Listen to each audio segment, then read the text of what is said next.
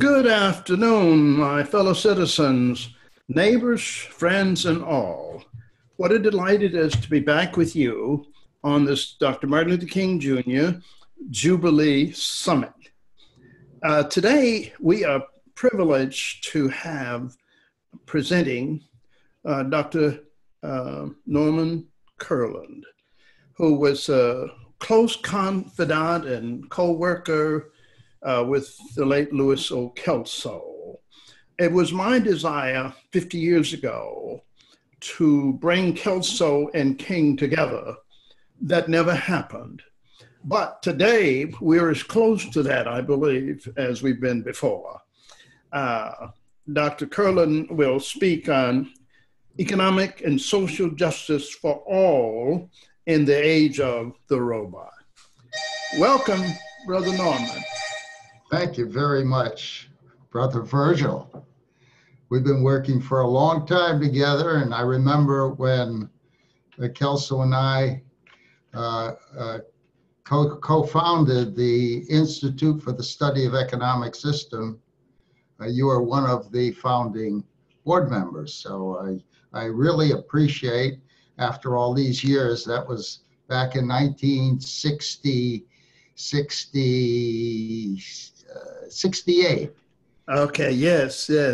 Okay, and so in Kelso, as I have often said, was brought in an idea that I thought that Dr. King was looking for. As a matter of fact, Dr. King and I met back in June of 1963, when we were both going on an airplane down to Medgar Evers's funeral. And I was very close, as you know, to Medgar Evers back in my work in Mississippi. Yes. For the Civil Rights Commission. And I met with him, but that was before I knew of Kelso. Mm-hmm. So the story of what our group has been founded on was really, that is the Center for Economic and Social Justice, was to explain the breakthrough that Kelso added. And then also we're there trying to teach the principles of economic and social justice. And these are terms that I have to say that after graduating from law school at the University of Chicago, where I studied economics and law, they teach you economics up to a degree, although I think Kelso radically updated economic thinking. But in law, they teach you the law without teaching justice. So we formed in 1984 the Center for Economic and Social Justice. But just so that we all understand, this is an opportunity to deal with what's missing, what in academia. And so one of our major projects is the formation of a new university on the subject. It would be called not Freedom University or Liberty University, as conservatives have formed, but this would be a middle of the road, high just third way approach. We call it Justice University. And we have the University of Alberta in Canada are helping us to form that, in Webster University. But obviously we'd like to have other universities. And that's very important, because I think what's missing is that there is, people are not getting at the highest level of education. They're not getting an understanding of justice. They don't talk about justice in such a way that you can see how to take the present world where people are divided, to bring them together. Now, that's where Dr. King was a person who, he said, I like this quote because I think that explains in a very profound way. This was back in 1967 in a speech, Where Do We Go From Here? He said, the kingdom of brotherhood is found neither in the thesis of communism nor the antithesis of capitalism, but in a higher synthesis. It is found in a higher synthesis that combines the truths of both. Now, when I say questioning the whole society, it means ultimately coming to see that the problem is racism, the problem of economic exploitation, and the problem of war are all tied together. These are the triple evils that are interrelated. And that's what Kelso added, because you could not deal with these issues until we deal with that realm of thinking we call economics, which is basically in Maslow's hierarchy of human needs. These are the urgent needs. These are our animal needs. And if you don't satisfy the animal needs, the social needs, the political needs, and finally the need for every human being to reach a level of their fullest potential. And that's where if the educational system is missing on the urgent needs, the economic and survival needs, then we can never get the kind of world that Dr. King was talking about. Dr. King was also a leader in another way. I love this expression. He says, we need leaders, not with love of money, but in love with justice, not in love with publicity, but in love with humanity. And so the just third way, and I'll get into the specifics of what do we mean by that, by saying it will deal with justice, yes, it will deal with social justice, it will deal with economic, and define these terms. But one of the major advantages of Kelso, and I've talked, he and Mortimer Adler published a book with a title which you could understand because he was challenging Karl Marx. And in the Communist Manifesto, Marx said you can summarize our entire philosophy in a single sentence. Well, that's important. We want to look at that. And what did Marx say? Marx said you abolish something called private property. And this is an issue that most people don't, they think of private property of things, but they're not things. It's the rights and powers and privileges and even limitations on those powers. It's the right, so it's an empowerment issue. And it's also where you get the income to be able to consume. That is your, how do you relate that to the income that people have? And Kelso is pretty much saying that human beings have not changed from the time they stepped out of a cave and had very primitive tools to a time where there were maybe a couple thousand years ago, there may have been hundreds of thousands of people. But today, there's 7 billion now people. And then we look at what's the problem in economics? And it's a simple thing. It's who owns the new tools that enable the population to go from hundreds of thousands, thousands of years ago to now over 7 billion. Well, who owns the tools? What has changed in the tools? And we see it's the tools that have changed to enable the population to be what it is, despite the fact that we have incredible poverty throughout the world. And so Kelso saw this, and today you have robots coming into being, and artificial intelligence in which the machines, the energy slave of artificial intelligence, are able to beat the top leaders, chess players and others. And then recently there was an article saying that 70 million workers in the next 30 years are going to be eliminated because of robotics. You have robots that can produce robots. So you have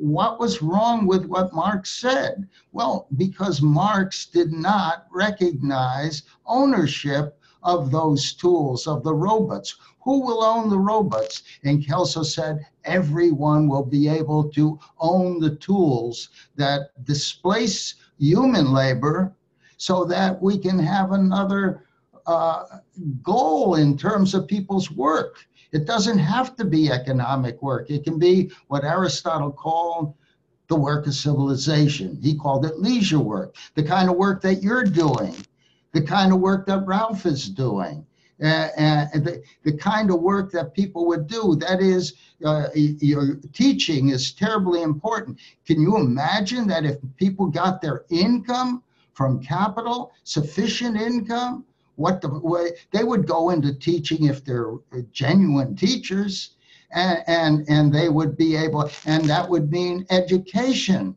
would be available free or limited costs. The same thing with health. We look for health, and yet if doctors, that it's a work of civilization. Politics. If politicians went as the America's founders did and got their income from ownership of capital, they'd be less susceptible to being bribed and corrupted. Who owns those, the modern tools of the world? And you finally look and you see 1/10 of 1% of Americans own more than the bottom 90% combined. And obviously the bottom 50% have virtually no ownership at all. But if you owned, your rights of private property, that is, private property, would be accessible. And remember that the founders of this country said that they wouldn't even get the right to vote. And of course, we had the sin of slavery. And it was the worst form of slavery in the history, and because they didn't treat people as being human, or they were only 3/5 of a human being. You see, all these things come. We can look at the past, we can see the good in the past, and we can see what went wrong in the past. So let me now talk about what did Kelso, how do we explain what Kelso did? And then let me say that I also want to talk about Buckminster Fuller, because he was probably the most important designer of the physical system. He understood the power of technology. Bucky, for example, I have to quote from him because I think that's what the Just Third Way is trying to do. He says, we are called to be architects of the future, not its victims. Our challenge is to make the world work for not 50%, for 100% of humanity in the shortest possible time, without ecological offense or the disadvantage of anyone. Now that to me is a beautiful expression. And of course, I worked, as you know, with Fuller, or I was trying to get him into Harlem back right after Martin Luther King was assassinated. And you had I was called in by the Central Harlem Council and Neighborhood Boards, and had one of the great leaders that I've met in my life, a woman, Ennis Francis, and who you knew. And then, but she died in 1980, so no, we never could fully, even though we ran her for vice president in the New Hampshire primaries, but she died that year. Okay, she was tremendous. And then, of course, there are very few leaders. See, I look for leaders like Yvette Young in East St. Louis, and we're trying to build a new city there. And just as Bucky agreed he had a plan for Harlem, but we couldn't raise the money. Then in 1960, in 1990, I think it was 98, Dawn, my daughter Dawn, who's our director of communications, went there with her husband, and we met Wyvetta Young, another great leader. And what were they trying to do? To build a new city in East St. Louis called Old Man River City. Bucky Fuller had designed it in the 70s. You see, and again, she died before we had everything put together and so on. It's a great story. But in any event, let me now turn to what those leaders of the future and the young people, that what they understood was that if the leaders in politics and the leaders on Wall Street don't buy into ideas that are just, then you have to engage in what the civil rights movement taught us: people power. What Martin Luther King taught: peaceful people power. And it was effective. I had worked with SNCC and Medgar and Aaron Henry in Mississippi. The SNCC had Bob Moses, another great leader, because they had the guts to go forward. And while Mississippi seemed to be impossible to change, well, when I first got there in 62, by 64, what they did was have a Mississippi Freedom Summer, and they brought students into Mississippi. And as a result, and of course, love Martin Luther King's initiatives, you had the Civil Rights Act of 64. No one would believe that and say that you could accomplish it. But what was it? People power. And that's what we have to teach. That's what true teachers with guts, willingness to give their lives if necessary for justice for all. In any event, let's now talk about justice as a, what do we mean by that? And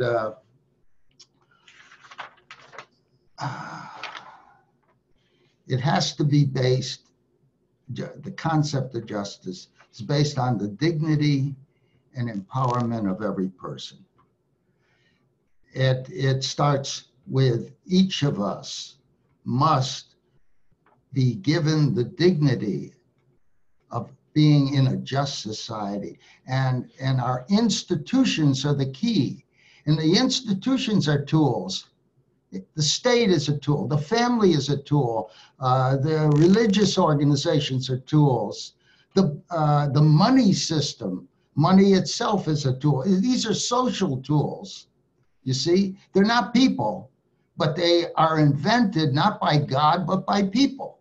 And the one thing we have to understand in trying to change the system is that you can't expect anything that human beings, only the creator understands perfect truth, perfect justice.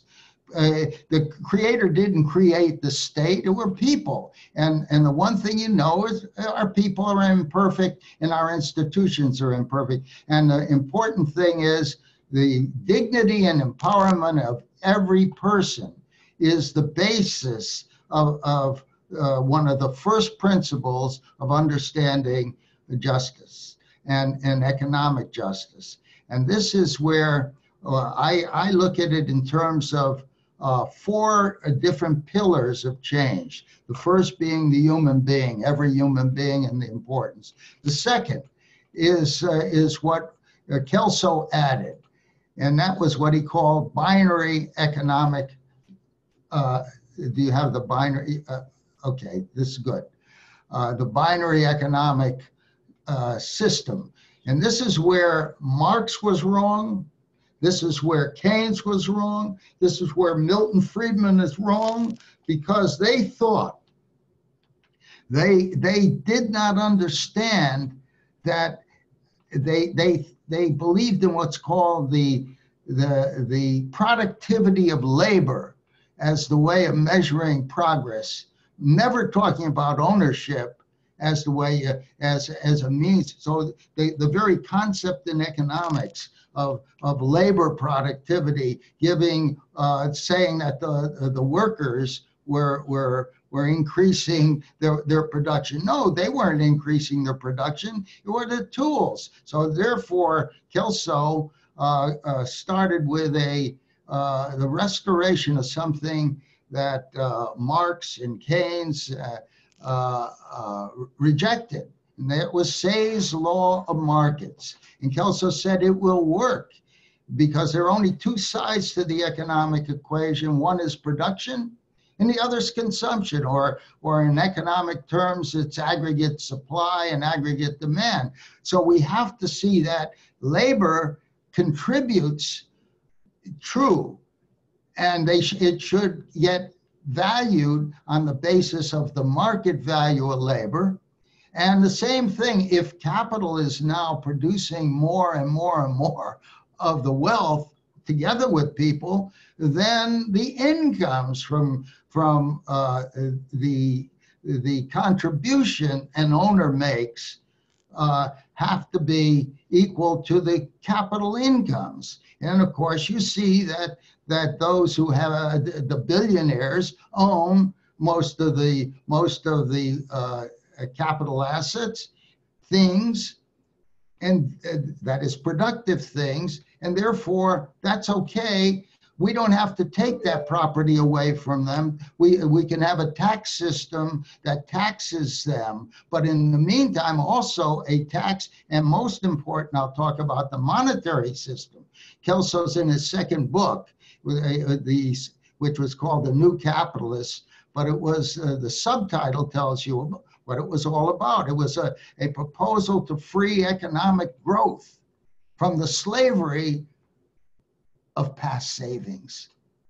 You see, and incidentally, these books are available, Kelso's writings and our books are available at our website, www.cesj.org. And you go there and you'll get the books, you'll get videos of Kelso on 60 Minutes, where he did a superb job. But let me, because I think Kelso is important, I want to talk about him. And what did he, when we formed the center, the institute, I was also his Washington counsel, and we were able to find a leader, which is very unusual. One of the most powerful people in Washington, the son of Huey Long, who was assassinated because he was a threat to I don't know, I don't want to say that this was in 1936. He had formed clubs, Huey Long, clubs called Share the Wealth clubs. What that was taking from the rich, and it was unnecessary. Kelso understood, and Russell Long was a believer in private property. And Kelso and I met with him on November 27th, 1973, and he paid for the dinner in one of the most expensive restaurants in Washington, and he listened for over 3 hours. And the next day, we started getting legislation. And he felt that the employee stock ownership plan, which was one tool that Kelso developed, he was the founder, he was the artist who put it together many years before I even knew of his ideas. I didn't know of his ideas until after I quit the government. And then somebody introduced me to Kelso's ideas. But anyway, so we got an employee stock ownership plan, and now I think it's something over 10 million workers have become owners, and they don't put up their own money. Why? Because Kelso in the second book said, what you do is use credit. And credit is only promises. Money ultimately is supposed to be backed by assets. But Kelso said, the present monetary system has no assets. It's backed by government debt. So the more we go into deficits, it means that that's what it's backing the money. The Federal Reserve does that. So in the reforms to the money and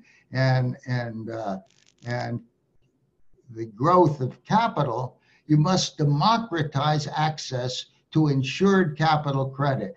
And so any individual can become an owner. So we can change the laws, we can change Federal Reserve policy. As a matter of fact, we don't even have to change the Federal Reserve Act, because they gave the authorization for the democratization of new money, so that local banks or cooperative banks could make loans so that every individual would get, like you get the right to the vote, but more important is the right to the economic power behind the vote. So through the Kelso theory, you can do that. And then we talk about, so there's the binary economics are two.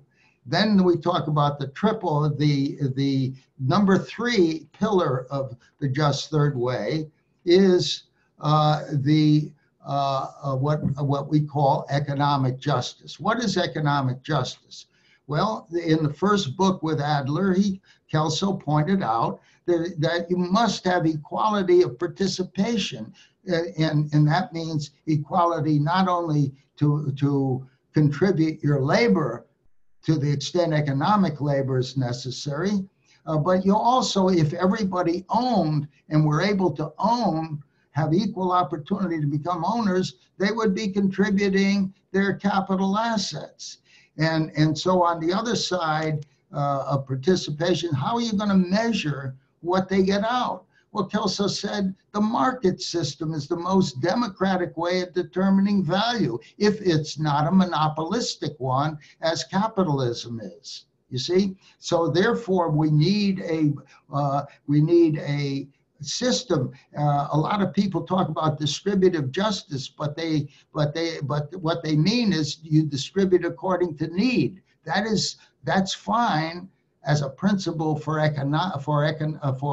charity, yes, but it's not for justice. And charity should never be a substitute for justice. As a matter of fact, charity is the soul of justice, but it should never be a substitute for justice. So in justice, it's the market system that would be used, not so that fewer and fewer people need charity.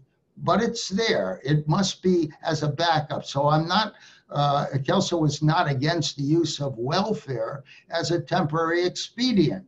But so you could redistribute through government. That's fine, but to meet their needs in the beginning. And we come and advocate ways of doing that. So we have a whole legal system that we'll get into called the Capital Homestead Act. So in any event, if you have balance between participation, participative justice and distributive justice, that's fine. Everything will work beautifully. But you don't have that. Anything human beings design will always be imperfect. So what do you do when a system is imperfect and unjust, such as the concept of segregation was unjust? How was that changed? Well, it changed because, and I learned this from one of our co-founders, Father William Ferree, very critical, because I didn't understand what social justice is until I learned it from Ferree, who was one of our co-founders, and he was the head of Dayton University and other universities in the Marianist order. And he's recognized around the world for his writing on social justice. And what was it? What is social justice? Well, that is, if you think of a system, it's got to be, you have feedback. You understand that there's imperfection in the system. What do? People power. Organize just as Martin Luther King and the civil rights movement, and you could see the same thing happened in South Africa. It was peaceful people power. Same thing in Poland with the Solidarity Union. And so that was very, very important. Now we'll get to the fourth. The fourth these are the four pillars: expanded capital ownership. And I won't go into all. So that's very basic. That's what's missing. The other three: limited economic power of the state. So you shift from state ownership and control of production and income distribution to the citizens. You limit the government's power over the economy. How? By putting economic power in the people. So the founders were right that the state should not have concentrated economic power. Marx was wrong. Kelso was right. You democratize ownership. And that's where the third pillar is private property. And most people don't understand what private property is. And I hope that people now see that it will empower the person who owns both his body. In other words, what was slavery? But the slave did not own his own property. So control over the person and everything about the person and control over what they produce as workers were owned by the owner. Well, that was wrong. You see, it was unjust, and therefore we've gotten away to some extent from that, although we do have much racism. And then you have the fourth pillar is the free and open market for restoring free and open markets. This would gradually eliminate all the non-voluntary methods of determining prices, wages, and profits. This will decentralize, not concentrate economic choice. It would empower every person as a consumer, a worker, and an owner. So those are the four pillars of the just third way. All of them are important. Economic justice is important. And as you now see that I hope you see that we should begin teaching what social justice really is. And that is, you're going to have to, if you see a way that any system, any institution, whether it's your family, whether it's the state, whether it's your religion, they'll all be imperfect. So what do you do if you see that and have a way of making it more perfect? Well, the one thing you should always understand, you can't change it by yourself. You must get others. You must combine, and you must combine to the level of people power that will change the system and can change the world. You see, the ideas we're talking about are universal. And now let's talk about let's go into discussion of the other pillars, Dawn, please. Four pillars. The four pillars. The four pillars we talked about. No, I'm talking about the next one. The next slide. There you go.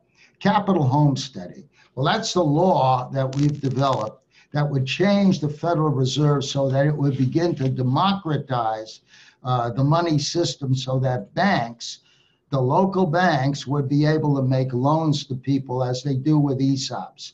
And we've done ESOPs. We've done the first 100% leveraged buyouts of companies by the workers through the ESOP that Kelso invented and we worked on. And as a matter of fact, I had a hand in writing the first ESOP laws that Russell Long, and we did one. It was basically what turned into Conrail when Penn Central went into collapse. I had this before we met with Russell Long. We had some bipartisan support for turning that new system, which became Conrail, into a 100% employee-owned company through an ESOP. And that was the first initiative that Russell Long took. When we finished the meeting, he listened to Kelso. I just sat there listening to the two making exchanges.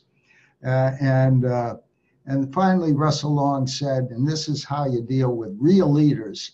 He said, okay, I understand. Who's against this? He first asked.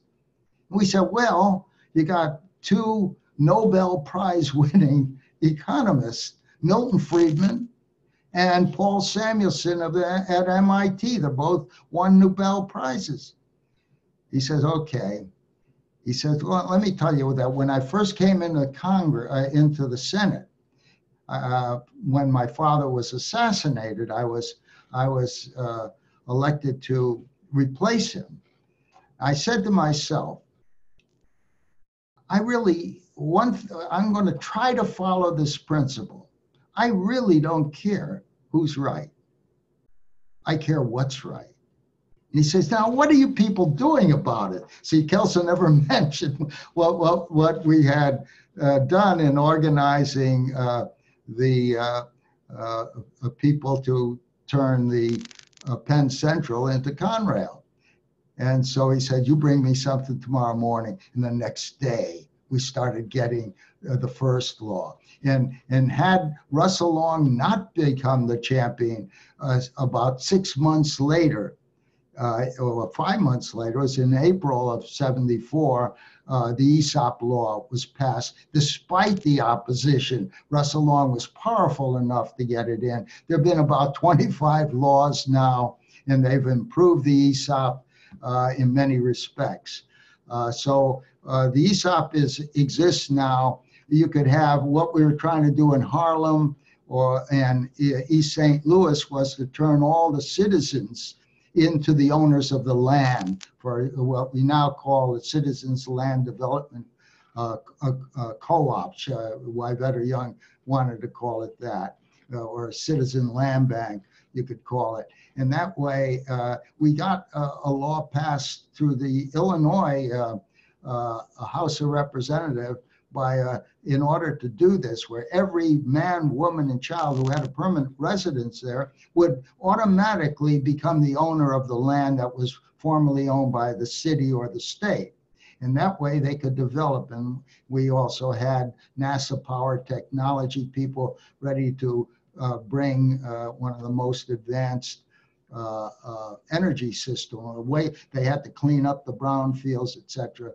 And it was about a $60 million project. We went to the Federal Reserve, the St. Louis Fed, and they were very open. We got a terrific article on our work. We worked with Bucky had passed away, but we worked with his partners. And then Dean Price at Georgetown University was a master architect there. And then, of course, the people in NASA. The power technology, and it would have been an advanced approach to producing high-powered, very, very fine energy.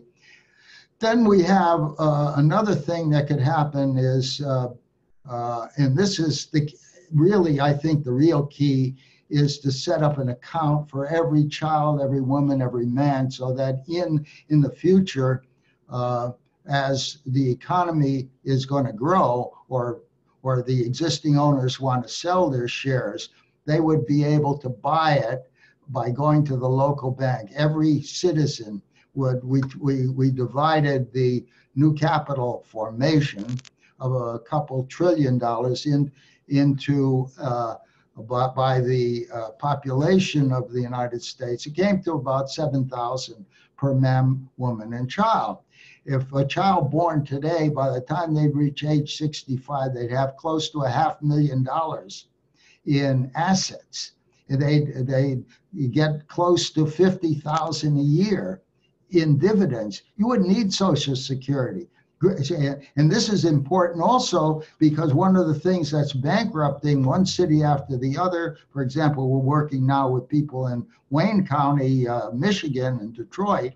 They're very interested in the concept, and we're saying you want to let's get us to the Fed. use the power because you're bankrupt because of the cost of pensions and pension costs and rising teacher costs and government workers. Well, if they were able to accumulate their assets without having to pay, without having to save, because they can't afford to save, therefore the capital homestead account would be a vehicle in which they get, say, $7,000 a year. It could be, actually, we could grow the economy faster. It could be $14,000 a year if you doubled the growth rates. You see, in other words, the need for new capital. Don't worry about the robots. Don't worry about the robots. If you own the robots, you'd have a source of income because there's no way of stopping technological advance. And it makes no sense. Grow the economy in ways that produce justice, economic justice for every person. So the Capital Homestead Act would provide that source of capital, that source of money.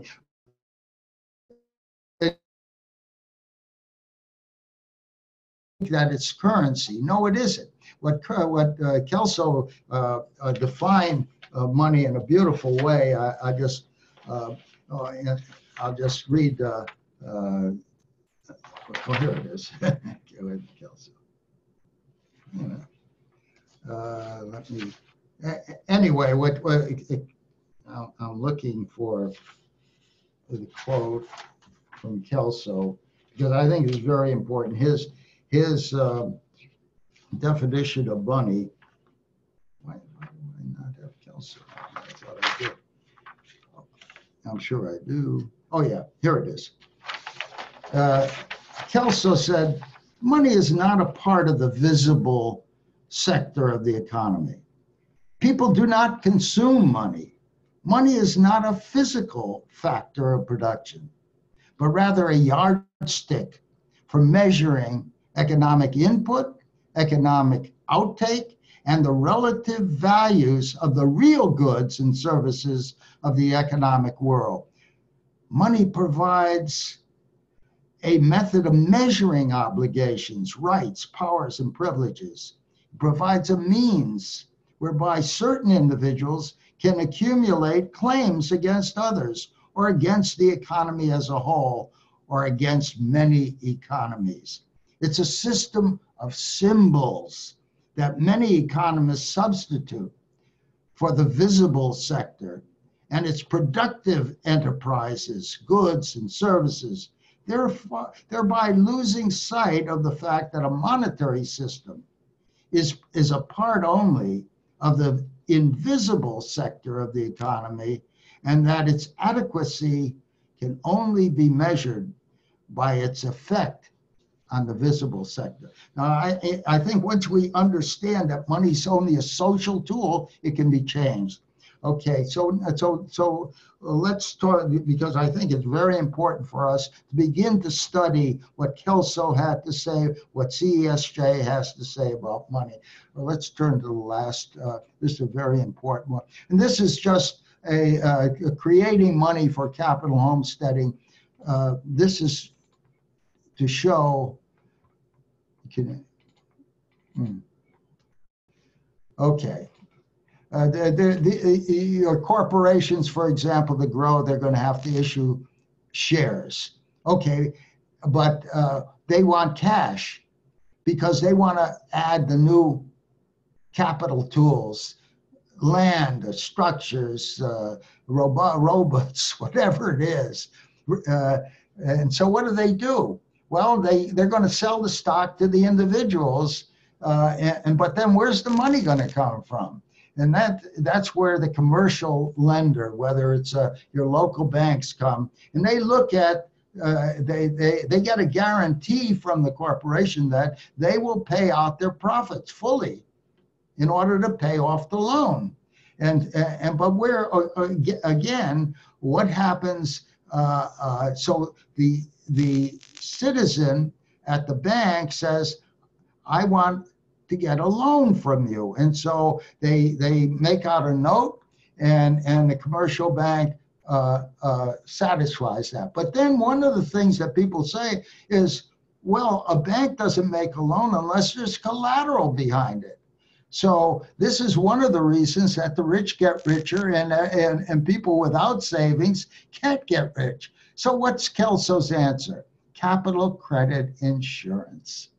Now that it's so brilliant, because then the risk may be 0.5% or 1%, but it's a substitute for the demand that capital be there. And then you take all these notes from all the people wanting to buy shares in company ABC, and what does it do? Well, they bundle those notes and take it to the discount, or it's called the rediscount window of the Federal Reserve.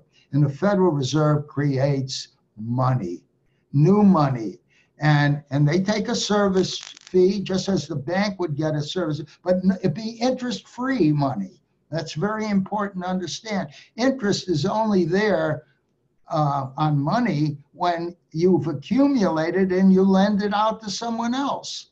So therefore, this is a system in a whole. But again, I think people should go to our website and go to the books and articles, and they'll get more detail on that. And then we have the other one is the one on power, on management, right?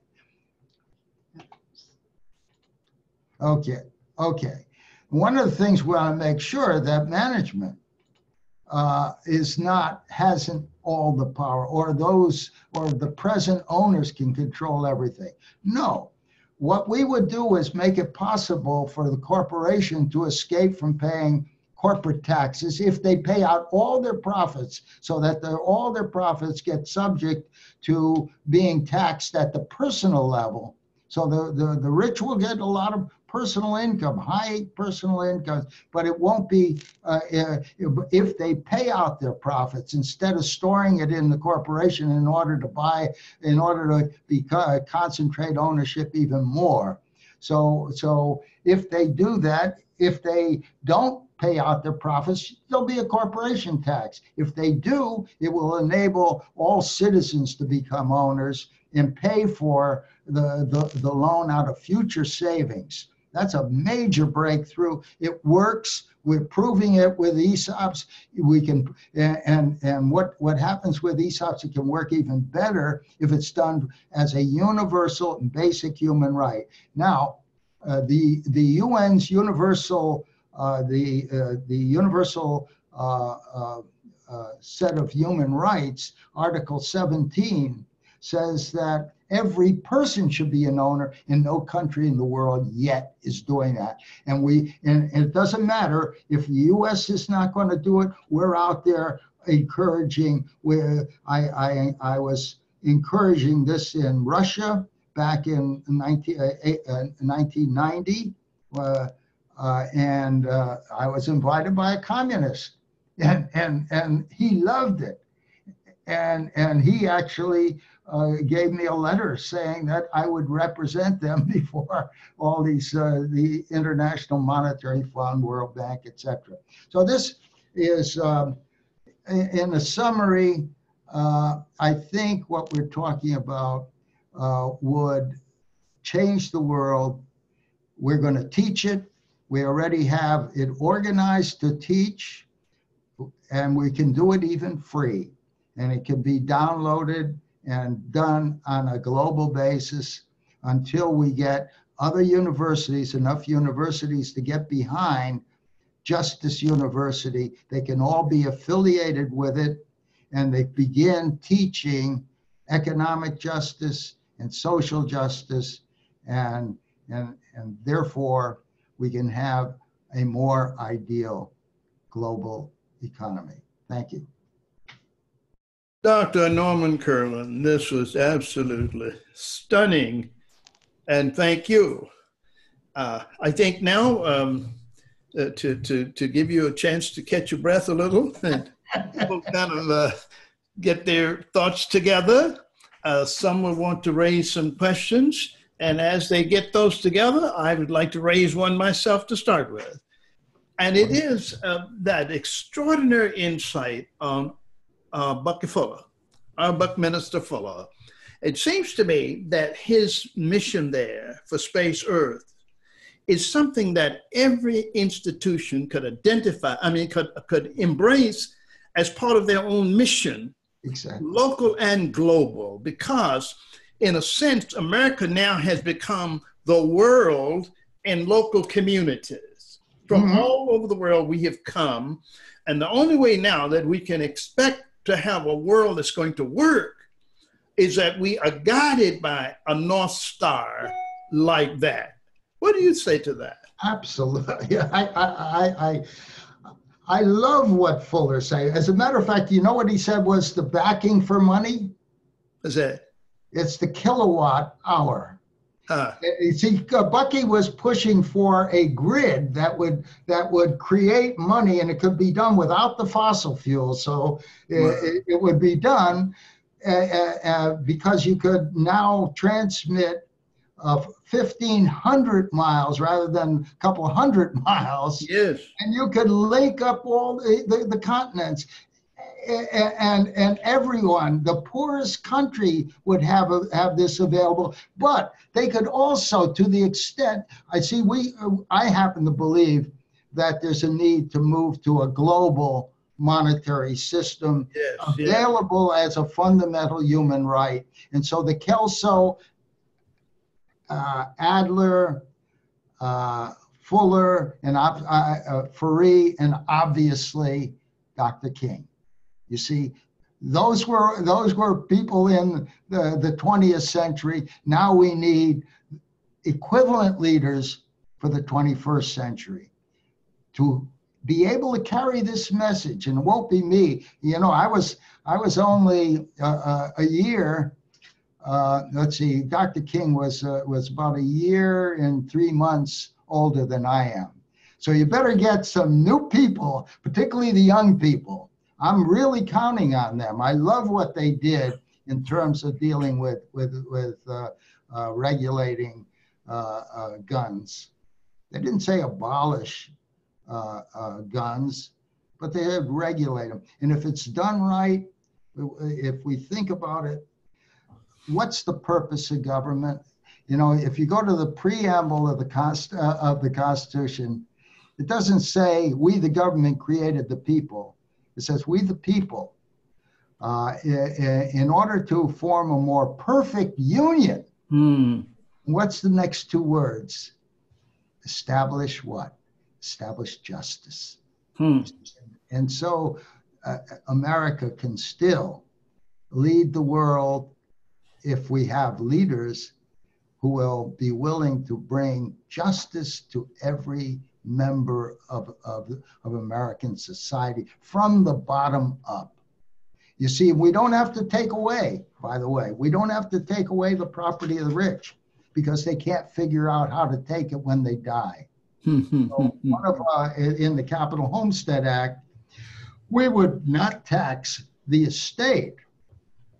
We would give the rich the opportunity to spread it out to all the workers who helped create their fortune, to the teachers, to politicians. So that's a very, and tax them if they have, let's say, over $1 million or $2 million, because $1 million or $2 million will keep you in pretty good shape if you get the earnings from $1 million or $2 million. And then everything above that would be taxed so that the rich would be encouraged to spread it out to people. You could say, oh, they can do it to foundations, but even foundations are not promoting justice at this time. Right. So the more important thing is to get it to the people. Yes. Thank you. Thank you so much, Norm. Let's see now. Those who are online here who may well have some questions or comments, this is your time. Hi, Norm. It's Ralph Hall here at Virginia Tech. I have a question about the four accounts or mechanisms. You talked about ESOPs, which are targeting workers. You've got the Capital Homestead account, which is focused on citizens.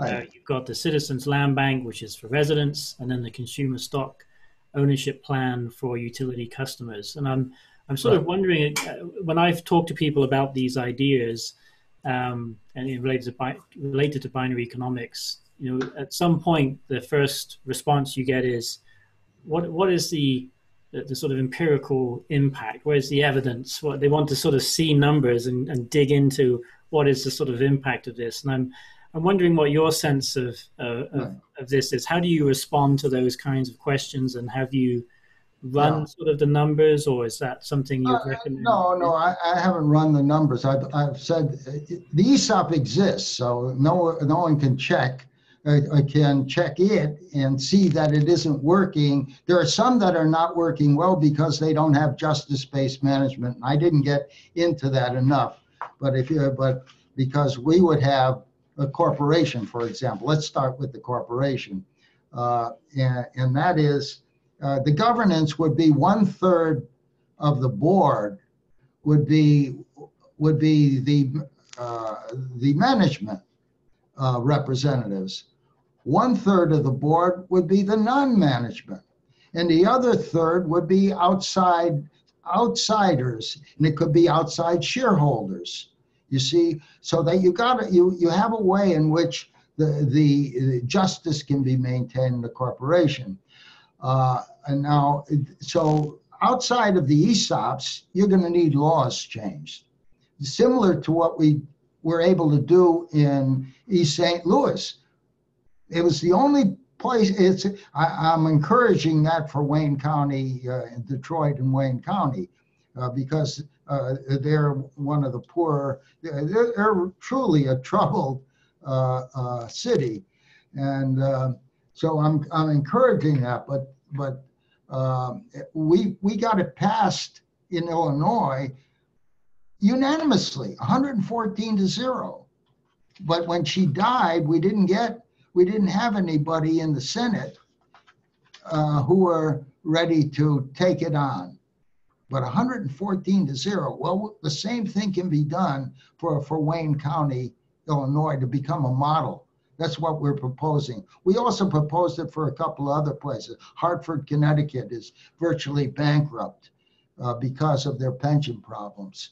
And cities throughout the country cannot handle the need because they don't know where the tax money is going to come to afford the pensions. Well, I say the sooner we move in and enable people to get at least $7,000 a year to buy, to be, and every worker would have, every member of their family, their wives and children would have access to the same amount. So that here's another point that I think I have to make, Ralph.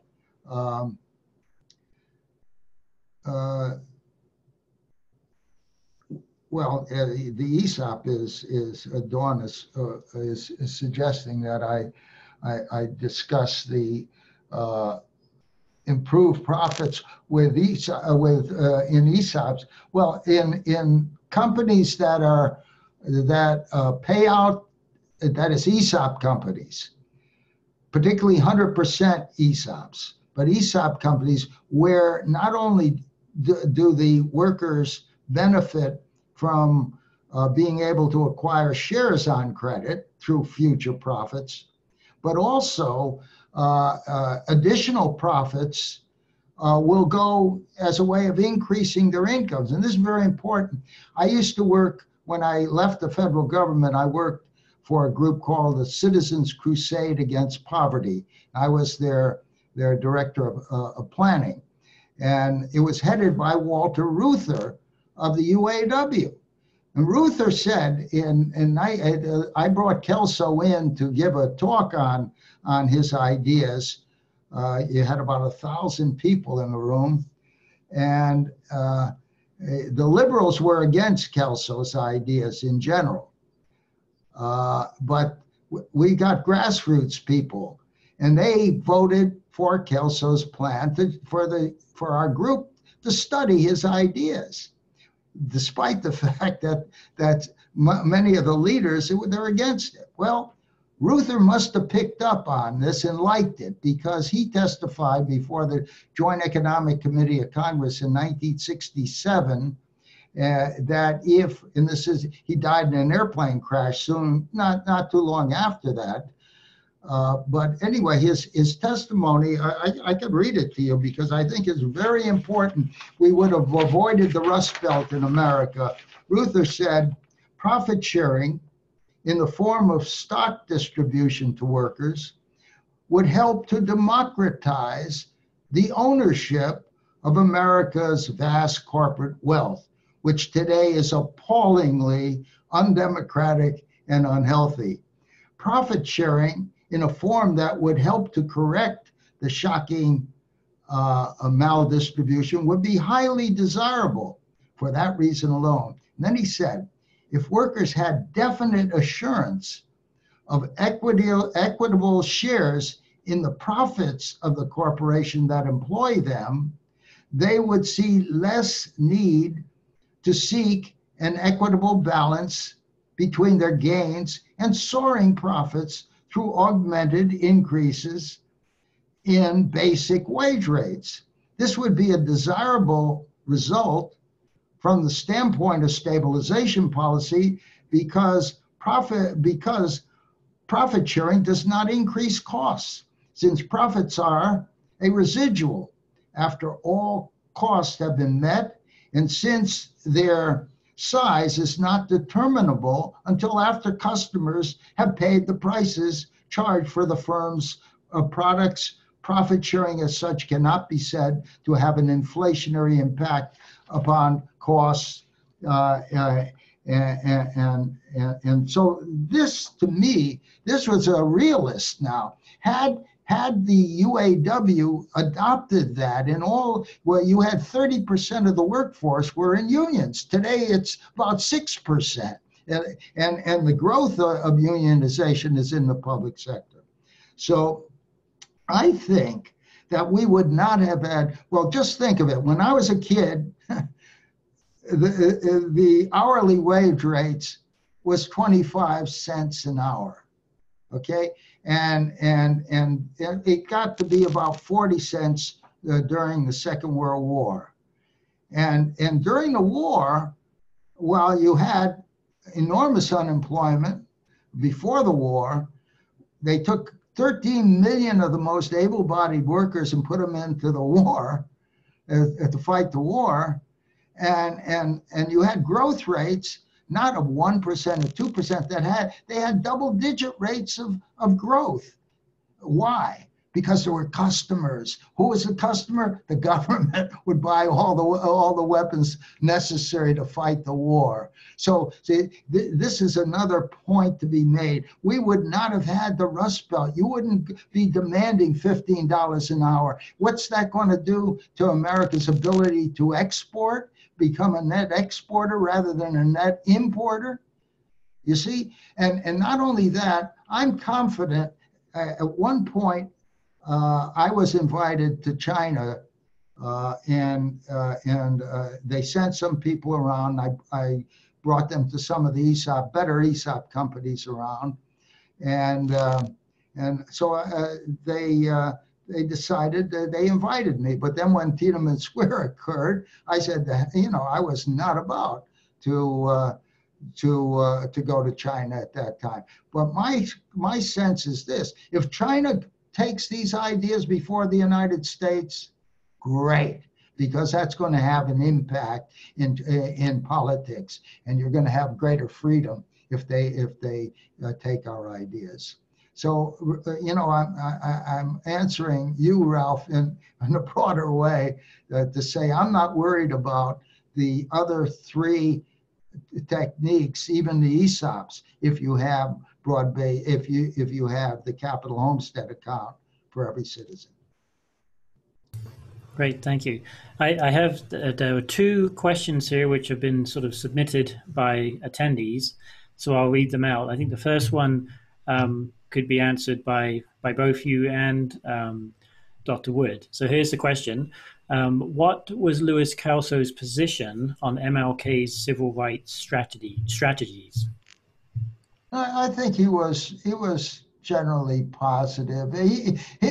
Let me say this. I think that Kelso, in terms of economic justice, was very sound. But I don't think that he was like Father Ferry in terms of social justice. I don't want to be critical of him. As I say, he was my most important teacher, but he was not an aggressive. He certainly was open to having civil rights leaders like Dr. Wood. We had the head of corps. No, the head of corps. I'm trying to remember.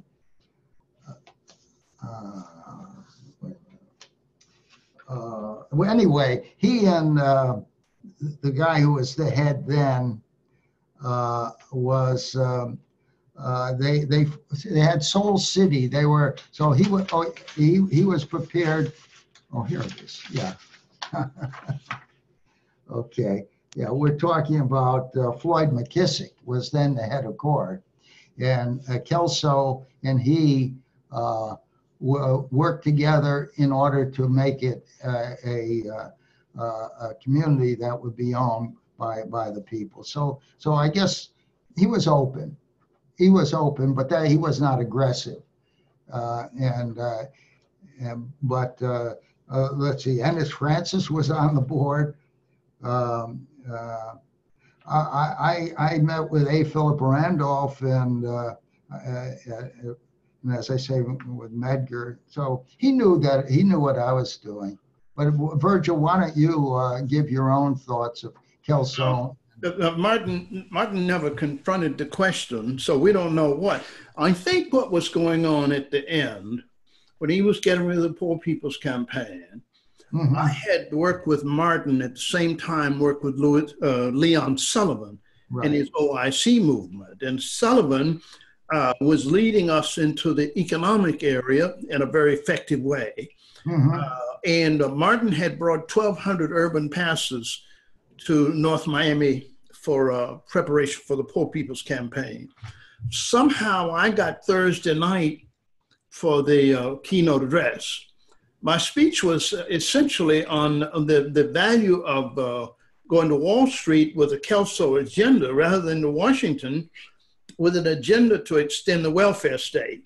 Mm-hmm. And Martin said to me that night after it was over, okay, I'll never forget it. He was run down, tired. He put his hand on my shoulder and said to me, he said, you know, you're right. This is what we ought to be doing. But we can't do that now. I think what he was saying was he does not have time to make that switch. He knew then that the guns were trained on him, and he realized that he could be taken away almost any time. I believe had he taken that sabbatical in '66 that he wanted to take, I would predict that Martin Luther King and Louis Kelso would have gotten together somewhere in that sabbatical, which he did not take, sadly. Mm-hmm. That's good. I didn't realize that, but that's good news. You had another question, Ralph? Yeah, the second question that was submitted here relates to the work of Buckminster Fuller. And the question is really, which of his writings are really valuable to us right now at this current time? Well, Utopia or Oblivion and Critical Path, I think are very basic, very good. The quotes I take were from both documents on Fuller but the important thing is anyway, I remember when I was called in to speak before the Central Harlem Council and Neighborhood Boards.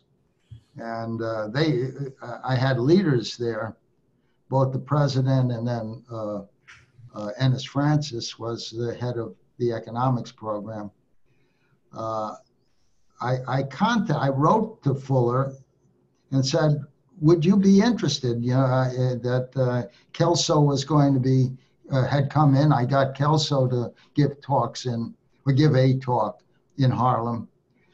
And Fuller sends me an article that he had published in Esquire magazine on rebuilding Harlem, and pictures and all. So he had a vision. But as I say, while the Ford Foundation was supporting the Central Harlem Council with money, when it came to the economics, they did nothing.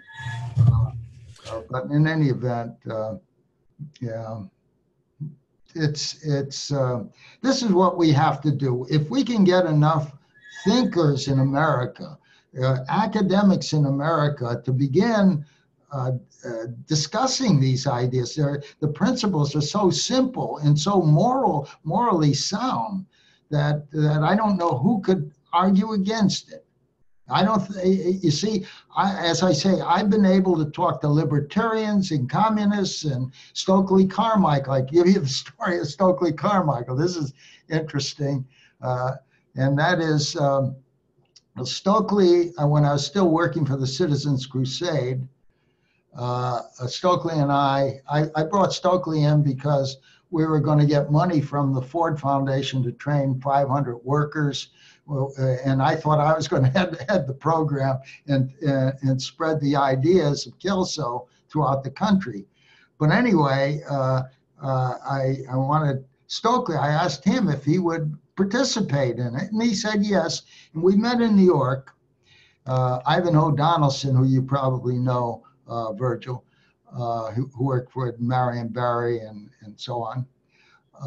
But anyway, Ivanhoe was in the meeting, and we were just having lunch, and I started explaining to Stokely Kelso's ideas. And I knew Stokely was a communist. I knew that. It doesn't bother me, you know. So I made my presentation to him over lunch, and I said, "Do you have any problems with it?" He said, "Well, no, I don't have problems with it, but they'll never buy it." And I said, "Stokely, how can you say that? No revolutionary should ever say that if they can bring justice." I said, you're speaking to 99% of the world at least. How can you not? In any event, so Stokely, I think, blew it. And we need leaders who, if they hear something that's right, or if they think there's something wrong, they should raise the question and have it posed and answered. And that's a talk. That's a point that we're going to need, because I consider this a positive revolution. It's a revolution of ideas. No one need be hurt. No one need be damaged by the just third way revolution. His impact on the way we think about human relations, the tensility impact with Stafford Beer, and the work that group has done, Team Integrity up there in Montreal, has done based on Bucky's work. Right. Incidentally, we have proposed an initiative after school system for those communities that are at risk. In the memory of Bucky Fuller, the great thinker, scientist, etc., and Marian Anderson, the great diva in the African American pantheon of great artists, Anderson Fuller. And when you bring those kinds of dynamics together, I think you set humanity up to allow the revolution to take place on its own. We don't make revolution. Nobody wrote a script for Rosa Parks to go and do what she did, and for that community to do what they did. There was no script for that. Right. They improvised as they went along, and there were certain principles at work. I think in what we do here, there are individuals who sort of help set the atmosphere, the mindset, the collective wisdom out of which we make our decisions. And one of the things that I'm really like so much about a forward that Wyatt Walker wrote to my book, In Love with Trust, he talked about how I had delved into King's personhood. And he said that we must not get hung up on so much about what he did as to who he was, because we act out of who we are. And there's no script for that. We come to a fork in the road, and based on who we are, we take the right turn. It's as though there were an invisible compass or something that we're responding to. And the result was that these are the people who helped turn America around in a new direction, interestingly, that we are yet to take. And this discussion today, I think, helps us to determine which fork in the road shall we take. Are there any more questions, Ralph? I have one final question myself. I don't see any more questions being written in at this point. Right. My question is a similar question to when I asked Robert Ashford, in that it relates to sort of the environmental impact of sort of future growth that could be enabled by increasing the effective demand or purchasing power of citizens. And so, Norm, what is your sort of approach to the environmental impact dimensions? I love your question, because I should have dealt with that. And that is, I think we have to stop. In 1960, a book was written, The Next 100 Years, by 3 professors at California Institute of Technology. And in that, they said, why are we using the fossil fuels? This is 1960. They were saying it took hundreds of millions of years to put it into the ground, and keep it there as a safety cushion while developing the new energy technologies that, and particularly now I read about what's available in terms of advanced solar energy technologies. You see the price keep coming down and down. Well, I think we could not only stop climate change, and there may be some dispute about that, but in any event, again, these professors were right. We have to finance those green technologies. And I think that the way I look at it is the equivalent of what Truman did in winning. No, not Truman. It was Roosevelt did in figuring out how to win the war against the Nazis, when they knew that the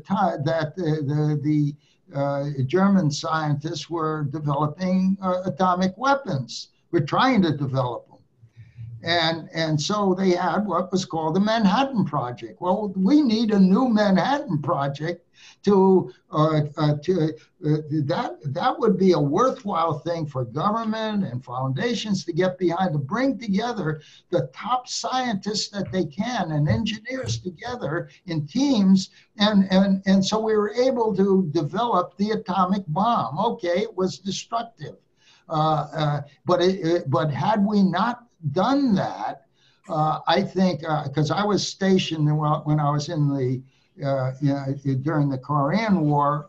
I was in before while the Korean War was in, but after the Korean War, I got stationed in Japan in an area where my translator was a former kamikaze pilot, and I know that Americans would have lost at least another 1 million troops, and and the Japanese would have suffered. So the use of the atomic bomb, I think, and my wife, as you know, is Japanese. She agrees with me that we had to get rid of the fascistic type of government in Japan, and that this would make sense. And so I would say that if we have, if certainly Virginia Tech would be a great place. And MIT and then we're Carnegie Mellon. Yeah, we just received something from Carnegie. What's his name, Dawn? But anyway, this fellow who what was the name of the? What's Wayne Trossel? Who? Wayne Trossel. No. I'm talking about the professor. Raj Reddy. Raj Reddy. You see, one of the giants in America on this for many years of developing new energy systems. So we have to, it seems to me that if Virginia Tech and other universities, high tech, Caltech, et cetera, and from all over the world, just put in the money and get the price of energy down through green technologies. And I use what more than taking the hydrogen out of the solar energy, and that becomes a source, a cheap source. And if that's also in a sense, this is what Bucky was talking about, that we can really solve the problem of global poverty. But we haven't. Bucky thought it was all going to be done, during his life. Well, it hasn't, but I think this is where academic leadership should be focused. It just is common sense. But I don't see it happening yet. I have just finished reading a book, Norm, that you could have written. It's called The Donut Economics. And I want to suggest that there's some suggestions in there that are going to be part of our ongoing conversation going forward. And it's premised around the notion that growth can be sustained indefinitely without certain other caveats with it. And that may well become part of our conversation as we go forward. I love it. I love hearing about that. Yes, yes. Virgil, I think we're not alone. There are people around the world who are seeking new solutions. Absolutely. And it's the system, it's the economic system that has to be adjusted. And as I say, that's the lowest order of human needs. So therefore, it's time for academia to wake up to the just third way and make it just have courses in it, and this is what we have already developed the idea of Justice University. And so if we work together, a number of universities, the leading universities, it's going to happen. They can't ignore it. Even no matter what we think of the lack of political leadership in America, and I really think it's dangerous leadership, but again, as far as I'm concerned, if academia wakes up and wakes up the media and wakes up intellectual and wakes up the students and high school students, and begin, see, we need if we get it at the highest level, the just third way being accepted by some leaders, there were some academics who I think years ago they passed on, but who would have been the former head of the University of Chicago he would have loved this idea. As a matter of fact, Mortimer-Adler, who was the co-author of Kelso's first book, The Capitalist Manifesto, used to teach the philosophy of law at the University of Chicago before I got there. You see, and he had to reverse himself from support of socialism to Kelso's ideas. If you read the first book, it was called The Capitalist Manifesto, you'll see two things. You read the preface was all written by Adler, and he said he gave Kelso all the credit. And then, however, in the chapter 5 on economic justice and economic rights, I'm sure that it's probably more Adler than Kelso. Okay. Yeah. Norman, on behalf of all of us, I want to thank you and say that we certainly look forward to the continuing dialogue and, but even more than that, putting our hands to the plow. There you go, man. Going forward. I'm with you. All right, buddy. Be well, man. Thank you. Thank you very much for arranging this. Indeed. I wouldn't have the opportunity to communicate That's right. in this way. Yeah. And I do think that there is a leader in the world, and I'm hoping, and that's the Pope. And let me just, the reason I think he's going to be, he would welcome this, and because the Catholic encyclicals are very good on social justice. Right. They have no encyclical on economic justice. And Kelso and Adler have added there. And Adler, of course, was a Thomist, Aristotelian Thomist scholar. So they should respect him. But Pope Francis, this is just beautiful. I'd like to just add this to our presentation.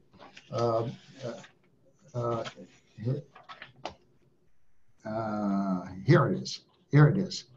This is in his. It was a letter that he developed called Evangelii Gaudium, but he talked about some challenges of today's world.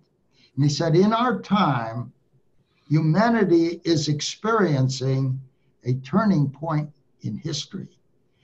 And then he had a couple of points that he had to make. He said, no to an economy of exclusion. He said the masses of people find themselves excluded and marginalized without work, without possibilities, without any means of escape. Say no to an economy of exclusion. Masses of people find themselves, oh no, I got that one. No to the new idolatry of money. He says, financial crisis can make us overlook the fact that it originated in a profound human crisis, the denial of the primacy of the human person.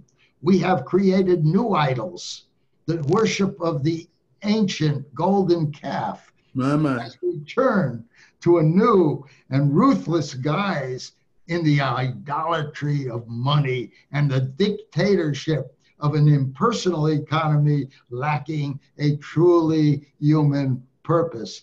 He says, say no to a financial system which rules rather than serves. And then he says, say no to the inequality that spawns violence. Until exclusion and inequality in society and between people are reversed, it will be impossible to eliminate violence. The poor and the poorer people are accused of violence, yet without equal opportunities, the different forms of aggression and conflict will find a fertile terrain for growth and eventually explode. The conditions for a sustainable and peaceful development have not yet been adequately articulated and realized. Wow. Ready. Wow. We will say to that, hallelujah.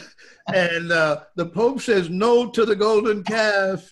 Yes to the beloved economy. There you go. Thank you, Dr. Norman Kurland. Thank you for arranging this. Yes, indeed. Ralph, I thank you. Thank you, Norm. It's been a pleasure. Right.